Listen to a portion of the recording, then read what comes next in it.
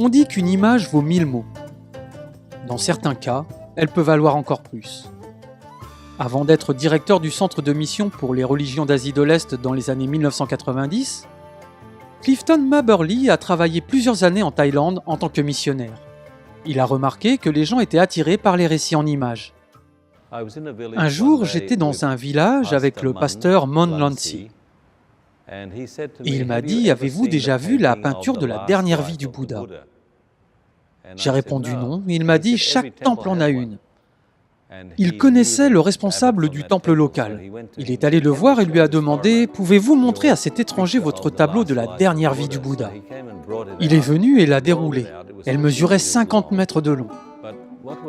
Ce qui m'a le plus intéressé, c'est que lorsque nous l'avons déroulé, les enfants qui étaient venus me voir m'ont soudain oublié. Ils sont allés chercher leurs amis et se sont raconté l'histoire de la longue image sur l'herbe. Depuis un certain temps, Clifton réfléchissait à des moyens de rendre le message de l'Évangile compréhensible pour les Thaïlandais. Je savais déjà que la peinture était le principal moyen de mémoire des histoires dans les temples. Ici, les peintures ne sont jamais vénérées. Les gens ne les prient jamais. Nous ne sommes pas en danger d'idolâtrie. Les peintures étaient le moyen pour les gens de se souvenir de leur propre histoire. Clifton voulait commander des tableaux racontant l'histoire de Jésus. Il s'est rendu à l'Université des Beaux-Arts et l'un des professeurs de peinture a recommandé à Clifton de s'adresser à son mentor et professeur. Je suis allé à l'école normale et je l'ai trouvé. Je lui ai dit « J'ai une demande étrange. Je veux raconter une histoire qui n'a jamais été racontée en Thaïlande. Mais je veux le faire par le biais de l'art thaïlandais. Non pas parce qu'il le faut, mais parce qu'il parlera mieux au cœur et qu'il sera un sujet de discussion, plutôt que de faire venir de l'art d'ailleurs. » L'artiste thaïlandais accompli a accepté. Pendant plusieurs semaines, ils ont élaboré une stratégie pour communiquer au mieux l'histoire que Clifton voulait raconter. Ils ont décidé de commencer par une scène représentant la seconde venue de Jésus. Une scène qui n'a jamais été créée dans le style de l'art thaïlandais Lana, que l'on voit souvent dans les temples du pays. Le tableau était là, en train de se former lentement au cœur de leur maison. Et il y avait une grande pile de livres, des livres sur l'esprit de prophétie, un livre qu'il avait emprunté à la bibliothèque. C'était la chose principale dans son salon pendant environ 10 mois, pendant qu'il faisait la première peinture. Chaque fois que je lui rendais visite, il était là. Je me suis dit, est-ce que je ferais autant d'efforts à annoncer l'évangile à quelqu'un d'autre qu'il en a mis à annoncer le mien ? Après des mois de travail, la peinture a finalement été achevée et placée dans l'église adventiste de Chiang Mai, située dans le centre historique et culturellement riche de la ville. C'est l'image de la seconde venue du Christ.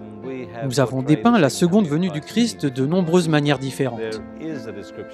Mais l'Apocalypse décrit le cavalier au cheval blanc et ses chevaux suivants comme une image de la seconde venue. Il a pris cette description au pied de la lettre et en a fait l'arrivée du cavalier au cheval blanc.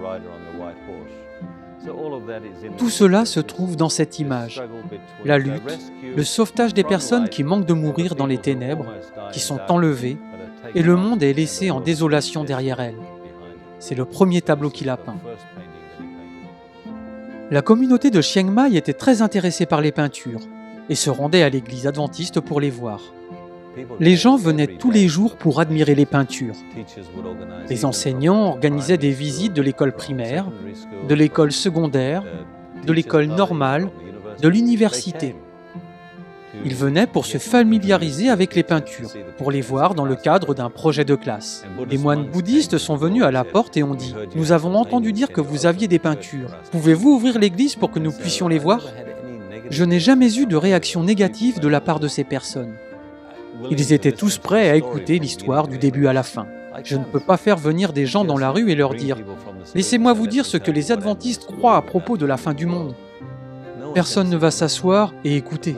Mais avec une peinture, ils ont écouté comme des agneaux et ont posé de nombreuses questions à ce sujet. Cela semblait les ouvrir à la curiosité d'une manière que la parole ne ferait jamais.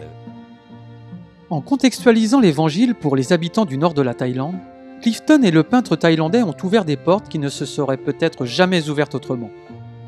Ils ont donné l'occasion aux gens de voir un message d'espoir que la plupart d'entre eux n'auraient pas écouté s'il n'avait pas été peint.